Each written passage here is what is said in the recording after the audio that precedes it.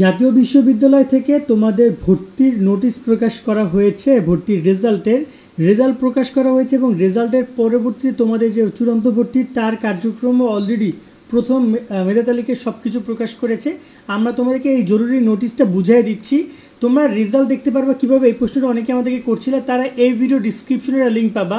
দেখো এখন আর সরাসরি তোমরা রেজাল্ট দেখতে পারবা না, তোমাদেরকে সরাসরি এইভাবে এন্ট্রি নিতে হবে, কারণ তোমরা এই ওয়েবসাইটে আসতেই পারছো না। অনেক গ্যাঞ্জাম হচ্ছে, অনেক লোডিং, অনেক সময় লাগছে। সো তোমরা যেটা করতে পারো, এই মুহূর্তে যারা রেজাল্ট দেখতে পারো নাই, তোমরা অনার্স অ্যাডমিশন রেজাল্ট এখনও প্রকাশ হয় নাই, দেখতে পাও না কি প্রকাশই হয় নাই। রেজাল্ট প্রকাশ হবে দুইটা উপায়, এক হচ্ছে SMS, একটা হচ্ছে অনলাইন। আর এটা তোমরা কি করবা, এই যে আমাদের লিঙ্কটা ভিডিও ডিসক্রিপশনে পাবা, সেই লিঙ্কে তোমরা আসার পরে নিচের দিকে আসতে হবে। আসার পরে তোমরা দেখতে পাবা যে সরাসরি ওয়েবসাইট লিঙ্ক, এখানে যাওয়ার দরকার নেই, তুমি যাবা সরাসরি লগ ইন, এই লিঙ্কে যাবা।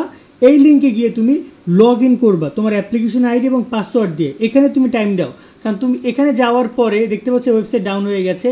তুমি এখানে যাওয়ার পরে অ্যাপ্লিকেন্ট লগ ইন অপশনে ক্লিক করবে না, তো তোমাকে কিন্তু দুইটা ক্লিক করতে হবে, যার কারণে তোমার সময় অনেক বেশি লাগবে।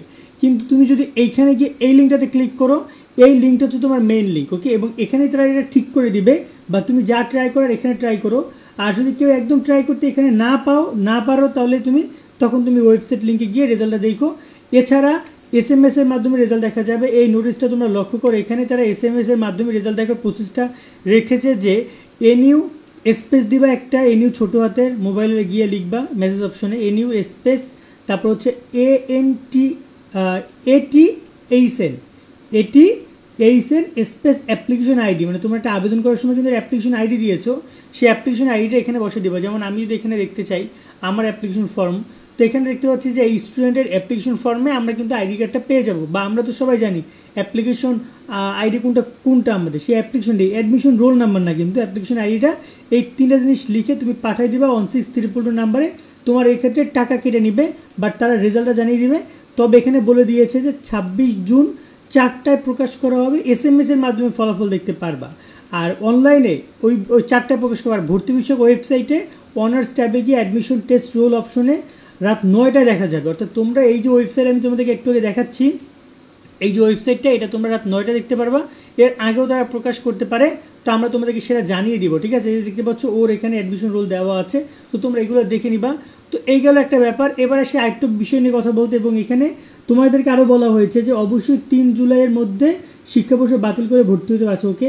আর এখানে বলা হয়েছে যে উল্লেখ্য প্রথম মেধা তালিকায় স্থানপ্রাপ্ত কোনো শিক্ষার্থী তার বিষয় পরিবর্তন করতে ইচ্ছুক হলে তাকে চূড়ান্ত ভর্তির ফরমে বিষয় পরিবর্তনে নির্দিষ্ট ঘরে ইয়েস অপশন লিখতে হবে। অর্থাৎ তুমি যদি মেরিট লিস্ট চালু করতে চাও, তখন তুমি যখন চূড়ান্ত ভর্তির ফর্ম তুলবা, তখন তুমি ইয়েস অপশনে ক্লিক করে নেবে। এতে করে তোমার মেরিট তোমার হচ্ছে যে কী বলে এটাকে মাইগ্রেশন অন হয়ে যাবে, ঠিক আছে। এই জিনিসটার প্রতি খেয়াল রাখবা, কারণ দেখা গেল কি এই স্টুডেন্টটা দেখো ওর কলেজে অনেকগুলো সাবজেক্টে অ্যাপ্লাই করেছে, কারণ চান্স পাইছে ধরো যে ইকোনমিক্সে, তাহলে ও ইয়েস অপশনে যদি ক্লিক করে নেয়, তাহলে এতগুলো জায়গায় ও চান্স পাওয়ার সুযোগ ওর থাকবে, ওকে।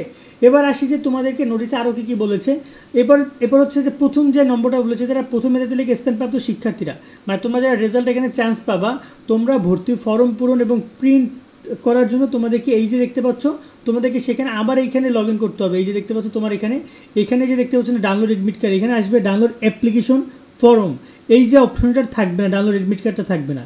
এই ডাউনলোড অ্যাপ্লিকেশন ফর্ম অপশনে তুমি কি করবা, তোমার তথ্যগুলো দিয়ে তুমি একটা হচ্ছে যে তোমার পাবা, মানে ফর্ম পাবা, সেই ফর্মটা তোমাকে পূরণ করতে হবে, ওকে। সেই ফর্মটা পূরণ করে সেটা প্রিন্ট করতে হবে। প্রিন্ট করার টাইম দিয়েছে 28 তারিখ থেকে 15 তারিখ পর্যন্ত। এই টাইমের মধ্যে তোমাদেরকে সেই ফর্মটা পূরণ করতে হবে। আর প্রথম মেধা তালিকায় স্থানপ্রাপ্ত শিক্ষার্থীরা চূড়ান্ত ভর্তি সহ ফর্ম রেজিস্ট্রেশন বাবদ 665 টাকা তোমরা কলেজে গিয়ে জমা দিবা 29 তারিখ থেকে 16 তারিখ পর্যন্ত। এই সময়ের মধ্যে তোমাদেরকে সেই টাকাটাও জমা দিতে হবে, ক্লিয়ার। এরপরে বলেছে কলেজ কর্তৃক প্রথম মেধা তালিকায় স্থানপ্রাপ্ত শিক্ষার্থীরা চূড়ান্ত ভর্তি দিতে পারবে 29 তারিখ থেকে 20 তারিখ পর্যন্ত। এবং এখানে ভর্তির জন্য কী কী লাগবে সেটা আমরা তোমাদেরকে পরে বলে দিব।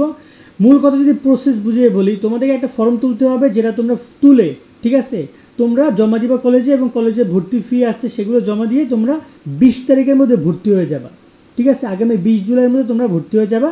অন্যতে কিন্তু তুমি আর ভর্তি হতে পারবে না, দেন তোমাকে নেক্সট প্রসেসে যেতে হবে, যেটাকে বলে দ্বিতীয় মেধা তালিকা। যারা প্রথম মেধা তালিকায় কলেজ পেয়েছো, পছন্দ হয়েছে, তারা এটা করতে পারো। আর যদি তোমার পছন্দের কলেজ পেয়েছো কিন্তু সাবজেক্ট পছন্দ পাওনি, সেক্ষেত্রে যখন তুমি আবেদন ফর্মটা তুলবা, তখন অপশনে ক্লিক করে তুমি কি করবা, তোমার মেরিট লিস্টটা ডাউনলোড মানে তোমার মাইগ্রেশনটা অন করে দিবা, ঠিক আছে। বা তুমি পরবর্তী বিষয় পরিবর্তন করতে চাও, মানে যে বিষয়টা এসেছে সেটা চাও না, অন্যটা চাও, সেক্ষেত্রে তুমি ইয়েস অপশন দিবা, তোমার সেক্ষেত্রে বিষয় পরিবর্তন হতেও পারে, না হতে পারে।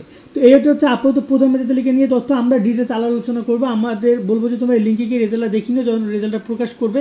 বর্তমানে তো অনেক ঝামেলা চলতেছে, তোমরা দেখতেই পাচ্ছ, ঠিক করে রেজাল্ট দেখা যাচ্ছে না। সো একটু ধৈর্য ধারণ করো, আশা করি সব বিষয়গুলো ক্লিয়ার করে দিবে তারা খুবই শীঘ্রই। কেমন? সকলে অনেক অনেক ভালো থাকবা। আল্লাহ হাফেজ।